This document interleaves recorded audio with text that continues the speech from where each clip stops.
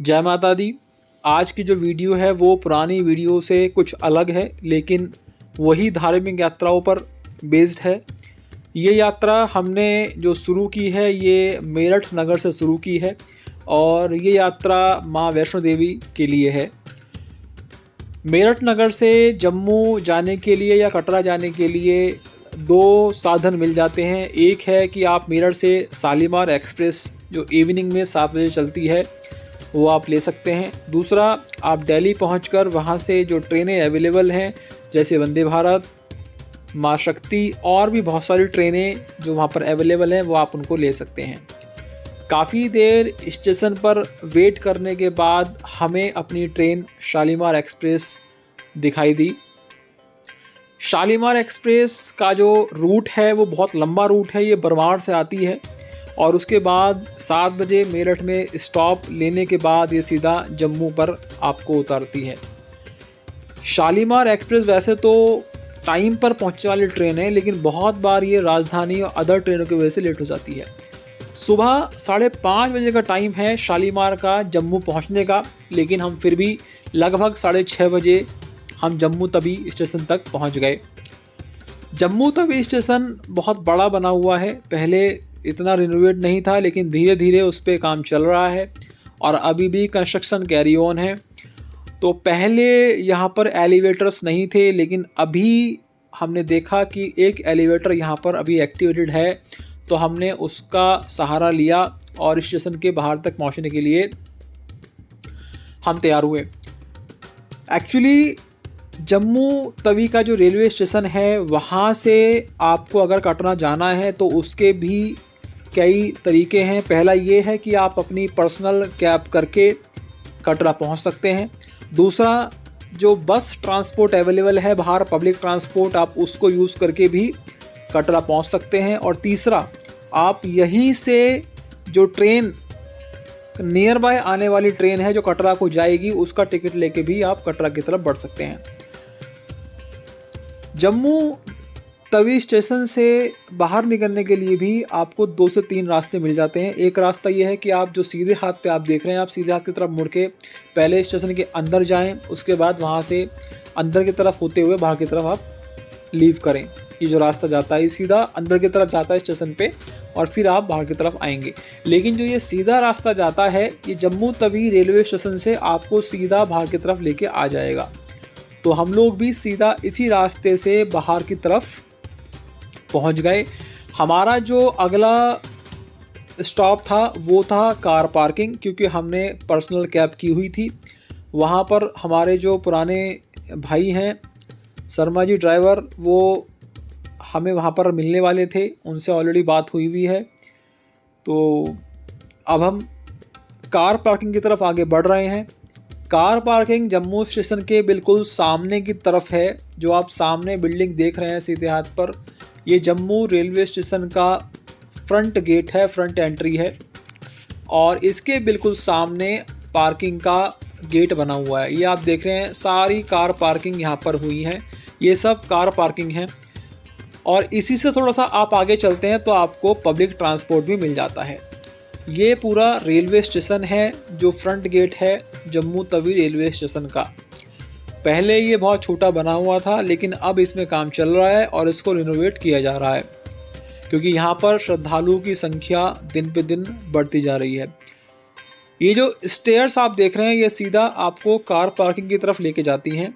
थोड़ी देर बाद नीचे की तरफ आने के बाद हमें हमारी कैब मिल गई और उसके बाद हम लोगों ने जम्मू की तरफ बढ़ना प्रारंभ किया।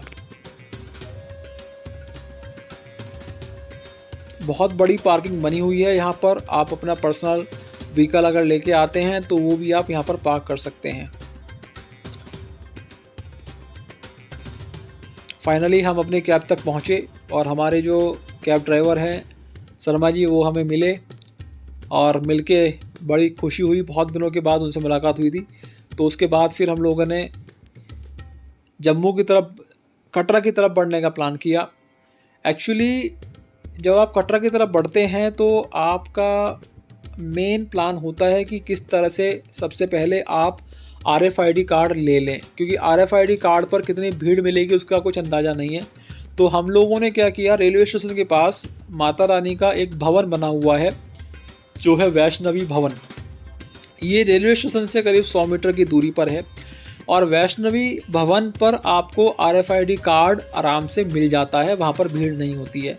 तो हमने यही प्लान किया था कि हम पहले वैष्णवी भवन में रुकेंगे। ये उल्टे हाथ पे जो आपको एक गेट दिख रहा है, ये शिव मार्केट का गेट है और शिव मार्केट के बिल्कुल सामने इस तरह की बिल्डिंग आपको दिखाई देगी।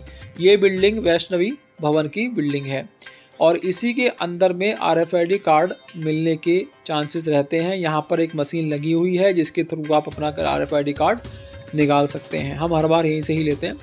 तो हम लोग वैष्णवी भवन की तरफ अंदर जाके ये चेक करने वाले थे कि क्या मशीन एक्टिवेटेड है या नहीं, और RFID कार्ड अगर बन जाता है तो यहाँ से बनने में आसानी रहेगी। इस वैष्णवी धाम में आपको डॉर्मेट्री, रूम और नीचे रेस्टोरेंट बना हुआ, ये सारी सुविधाएं मिल जाती हैं। अगर आपको लग रहा है कि आप को नाइट स्टे करना है जम्मू में तो आप इसको चूज़ कर सकते हैं। इस तरह की मशीन एक आपको यहाँ मिल जाती है जिसमें आप अपनी इन्फॉर्मेशन एंटर करने के बाद अपना कार्ड ले सकते हैं। अब प्रॉब्लम क्या हुआ कि मैंने तो अपना कार्ड निकाल लिया था, मेरा फ़ोटो भी सामने आ रहा है, लेकिन जब बच्चों की बारी आई तो वो मशीन हैंग हो गई। तो इसी वजह से हम बाकी और RFID कार्ड नहीं निकाल पाए। तो उसके बाद हमने प्लान किया, चलो ठीक है, कटरा पहुंचकर ही RFID कार्ड निकालेंगे। हम लोगों ने कटरा में भी शक्ति भवन में अपना डॉर्मेट्री बुक किया हुआ था और उसके पास में RFID कार्ड की मशीन थी, तो वहाँ पर जाके देखेंगे कि क्या स्थिति है। ये तवी नदी का पुल है। जब आप जम्मू से कटरा की तरफ जाते हैं तो ये आपको तवी नदी बीच में पड़ती है, दिखाई देती है, और ये उसका पूरा पुल बना हुआ है जो जम्मू को कटरा के पहाड़ों से जोड़ता है। तवी नदी बहुत पुरानी नदी है और इसी की वजह से यहाँ का नाम जम्मू तवी पड़ा हुआ है। इसी वजह से हम जम्मू को जम्मू तवी के नाम से जानते हैं। इसके बाद यहाँ पर धीरे धीरे आप देखेंगे कि पहाड़ों की चढ़ाइयाँ शुरू हो जाती हैं और रास्ते में जो व्यूज़ हैं वो अभी आपको मिलेंगे, जैसे प्राकृतिक सौंदर्य, हरियाली, टनल्स जो बनी हुई हैं जो कटरा के रास्ते को और छोटा बना देती हैं। ऐसी कुछ टनल्स हैं जो आपको अभी रास्ते में दिखाई देंगी। सुबह का वक्त था तो भीड़ बहुत ज़्यादा नहीं थी और वैसे भी बरसात का टाइम चल रहा है, इसी वजह से हमें रास्ते में रश बिल्कुल भी नहीं मिला। ये रास्ते के नज़ारे हैं जो आपको जम्मू से कटरा के रास्ते में मिल जाते हैं। अगर आप ट्रेन से जम्मू से कटरा जाते हैं तो और अच्छे नज़ारे आपको देखने को मिल जाते हैं। ये जो बिल्डिंग आप उल्टे हाथ पे देख रहे हैं, ये बिल्डिंग है IIM जम्मू की। ये अभी कुछ समय पहले ही बना है और बहुत बड़ी बिल्डिंग बनी हुई है IIM की यहाँ पर। तो ये डेवलपमेंट दिखाती है जम्मू शहर का कि यहाँ पर IIT और IIM दोनों पास पास बने हुए हैं और ये अभी बन के तैयार हुए हैं। तो ये एक अच्छा डेवलपमेंट दिखाते हैं जम्मू शहर का। और ये आप देखिए, ये भी एक बाईपास बन रहा है जो सीधा जम्मू को कटरा से जोड़ेगा। उसकी तैयारियां जोरों शोरों पर हैं। कितने पिलर्स खड़े हैं आप देख रहे हैं। थोड़ी देर के बाद हम लोग जम्मू से कटरा हाईवे का जो टोल प्लाजा है वहाँ पर पहुँचते हैं। वहाँ से कटरा के लिए चढ़ाई शुरू हो जाती है। जो मेन रोड कटरा शहर को और जो कश्मीर को जाती है वो रोड शुरू हो जाती है। कुछ इस तरह की टनल्स हैं जो रास्ते में आपको मिलेंगी और जो रास्ते को बहुत छोटा बना देती हैं।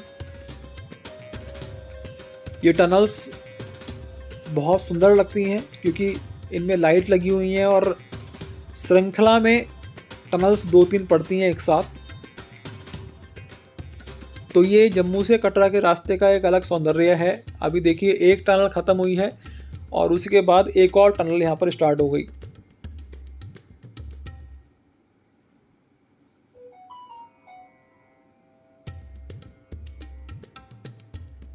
जम्मू से कटरा का अगर हम समय की बात करें तो कार से अगर आप जाते हैं तो लगभग 2 से ढाई घंटे लग जाते हैं और वहीं अगर आप ट्रेन से जाते हैं तो लगभग 1-1.25 घंटे में आप ट्रेन से कटरा पहुंच जाते हैं। गाड़ी से जाते हैं तो आप सीधा शक्ति भवन तक पहुंच जाते हैं जो बस स्टैंड के पास है। और अगर आप ट्रेन से जाएंगे तो आपको रेलवे स्टेशन से ऑटो कर बस स्टैंड तक आना होगा। इसके बाद कुछ समय के बाद हम लोगों ने प्लान किया कि रुककर थोड़ा टी ब्रेक लेना चाहिए। तो रास्ते में एक रेस्टोरेंट पड़ता है जिस पे हम हर बार रुकते हैं, त्रिकुटा कैफेटेरिया। यहाँ पर मोस्टली हम लोग रुकते हैं हर बार और टी ब्रेक हमारा यहीं पर रहता है हर बार। तो यहाँ के जो शॉपकीपर हैं वो भी हमें पहचानते हैं और जब हम उनसे मिलते हैं तो वो यही पूछते हैं कि आपका प्लान क्या है, कब तक आप रुके हैं। तो ये कैफेटेरिया है जो फेमस कैफेटेरिया है और हर बार मतलब हम लोग रुकते हैं तो ये यहाँ पर मैगी और बाकी और चीज़ें आपको टी ब्रेक के उसमें मिल जाती हैं। कुछ समय यहाँ बिताने के बाद फिर हम लोगों ने सोचा कि आगे बढ़ने का प्लान करते हैं, लेकिन बच्चे थोड़ा सा भूखे थे मॉर्निंग के टाइम पे, तो उन्होंने मैगी वगैरह के लिए प्लान किया था खाने के लिए। तो हमने मैगी का ऑर्डर किया और वंशिका मैगी एंजॉय कर रही है। फूडिंग इसका अच्छा है, कैफेटेरिया का टेस्ट भी ठीक है। और उसके बाद हम लोगों ने आगे की तरफ मूवमेंट शुरू किया। अब कटरा की डिस्टेंस लगभग आधे घंटे की बची थी। हमारा मेन टारगेट था कि वहाँ पर जाके फटाफट फ्रेश होके नहा धोकर हमें वैष्णो देवी की यात्रा के लिए निकलना था। लेकिन प्रॉब्लम ये थी कि जहाँ पर डॉर्मेट्री हम लोगों ने बुक की थी वो वैष्णवी धाम में 10 बजे से पहले आपको डॉर्मेट्री नहीं देते हैं। तो यही हमारा मेन एक इशू था कि अब जाके देखते हैं कि क्या डॉर्मेट्री हमें टाइम पर मिल पाएगी या नहीं मिल पाएगी। अगर नहीं मिल पाएगी तो हम लोग फिर होटल बुक करके देन हम यात्रा की तरफ बढ़ेंगे। ये जो रूट है ये एक नया रूट है वैष्णो देवी का, कटरा का। बरसात की वजह से जो पुराना वाला रूट है वो रूट ख़राब हो गया है, इसी वजह से इस नए रूट से हम लोगों ने आने के लिए सोचा। तो फाइनली कुछ देर के बाद हम लोग कटरा शहर में पहुंच गए। जैसे ही आप कटरा शहर में पहुंचते हैं तो आपको माता वैष्णो देवी के पर्वत पहाड़ दिखाई देने शुरू हो जाते हैं और मार्केट की ये रौनक आपको मिल जाती है। आप देखिए किस तरह से मार्केट की रौनक है। ये सुबह लगभग 8 बजे का समय है और उस टाइम पर भी अच्छी खासी रौनक मार्केट में देखी जा सकती है। सामने त्रिकुटा पहाड़ आपको दिखाई दे रहा है और हम लोग अभी कटरा के शहर में जो मेन चौराहा है जहाँ पर आपको यात्रा पर्ची मिलती है या RFID कार्ड मिलता है, वहाँ पर हम लोग पहुँच गए हैं। ये कटरा शहर का मेन चौराहा है और ये है माता का त्रिकुटा पर्वत का नज़ारा। ये चौराहा है जहाँ से आप सीधे हाथ की तरफ जाते हैं तो आप सीधा माता के दर्शनीय गेट तक पहुँच जाते हैं और जो उल्टा हाथ है जहाँ पर हम जा रहे हैं ये शक्ति भवन की तरफ रास्ता जाता है जो कि यहाँ का मेन बस स्टैंड है। बस स्टैंड के पास बहुत सारे होटल बने हुए हैं। अकॉर्डिंग टू योर कैपेसिटी आप होटल बुक कर सकते हैं। होटल कम रेंज से लेकर ज़्यादा रेंज तक होटल यहाँ पर आपको मिल जाते हैं। शक्ति भवन में जो धर्मशालाएँ हैं उसमें जो डॉर्मेट्री हैं वो आपको 150 रुपये का बेड मिल जाता है। अगर आप चाहते हैं डॉर्मेट्री लेना तो आप डॉर्मेट्री में 150 रुपये का बेड भी बुक कर सकते हैं। AC नॉन AC दोनों तरह के रूम यहाँ पर आपको मिल जाते हैं। अच्छा ये रहेगा कि आप डॉर्मेट्री ऑनलाइन बुक करके आएँ क्योंकि ऑफलाइन में कभी कभी भीड़ ज़्यादा होने की वजह से डॉर्मेट्री या रूम नहीं मिल पाते हैं। तो ये गेट है शक्ति भवन का जहाँ पर हम लोगों ने अभी एंट्री की है और अभी हम जाके देखते हैं कि फ़िलहाल डॉर्मेट्री के क्या व्यवस्था है, क्योंकि हमें जल्दी से तैयार होने के बाद निकलना था यात्रा के लिए। ये पूरा व्यू है शक्ति भवन का जिसमें सामने भोजनालय बना हुआ है जहाँ पर आप नाश्ता या डिनर या लंच जो भी है वो आप कर सकते हैं। और ये बहुत बड़ा बना हुआ है जिसमें चारों तरफ डॉर्मेट्रीज़ बनी हुई हैं और रूम्स बने हुए हैं। ये आगे की तरफ आप देखेंगे तो यहाँ पर यात्रा पर्ची के लिए काउंटर भी बने हुए हैं और हेलीकॉप्टर के लिए टिकट भी यहीं पर आपको मिल जाते हैं। आगे जाके काउंटर बने हुए हैं सीधे हाथ पर जहाँ पर आपको टिकट मिल जाते हैं। ये निहारिका भवन है जो शक्ति भवन के अंदर ही बिल्डिंग बनी हुई है यहाँ पर भी रूम्स और डॉर्मेट्री अवेलेबल हैं। और ये है काउंटर हेलीकॉप्टर के लिए, जहाँ सामने लाइन लगी हुई है, ये हेलीकॉप्टर के टिकट के लिए लगी हुई है। तो यहाँ से टिकट अवेलेबिलिटी चेक कर कर आप लाइन में लगकर टिकट ले सकते हैं। और थोड़ा सा और आगे चलते हैं तो आपको यहाँ पर यात्रा पर्ची के लिए काउंटर मिल जाता है, जहाँ पर आप यात्रा पर्ची ले सकते हैं। क्योंकि जम्मू में जो वैष्णवी भवन था वहाँ पर हमारे सारे RFID कार्ड नहीं बन पाए थे, तो इसलिए हम लोगों ने बाकी RFID कार्ड यहाँ से बनाने का प्रयास किया। यहाँ पर भी उसी तरह से ऑनलाइन मशीन लगी हुई थी और गरीबत की बात ये थी कि यहाँ की मशीन प्रॉपर्ली काम कर रही थी, तो बाकी RFID कार्ड हमारे यहाँ से ईज़िली बन गए। और बहुत ईजी प्रोसेस है, आपको सिर्फ अपना नाम एंटर करना होता है, नंबर एंटर करना होता है और उसके बाद में आप वहीं पर फ़ोटो क्लिक करेंगे। फ़ोटो क्लिक करने के बाद आपका कार्ड आपको मिल जाएगा। ये है पूरा प्रोसेस RFID कार्ड बनाने का, जिसमें आपको अपना नाम, ID नंबर और फ़ोटो क्लिक करने के बाद कार्ड ईज़िली आपका एग्जीक्यूट हो जाता है। वंश प्रोसेस फॉलो कर रहा है और अपने RFID कार्ड को खुद एंटर करके एग्जीक्यूट कर रहा है।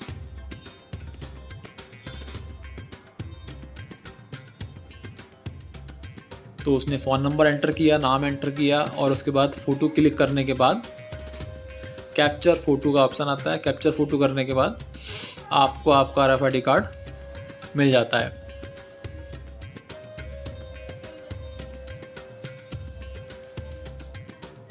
बहुत इजी प्रोसेस है और बच्चे भी अपने आप इस प्रोसेस को कर सकते हैं।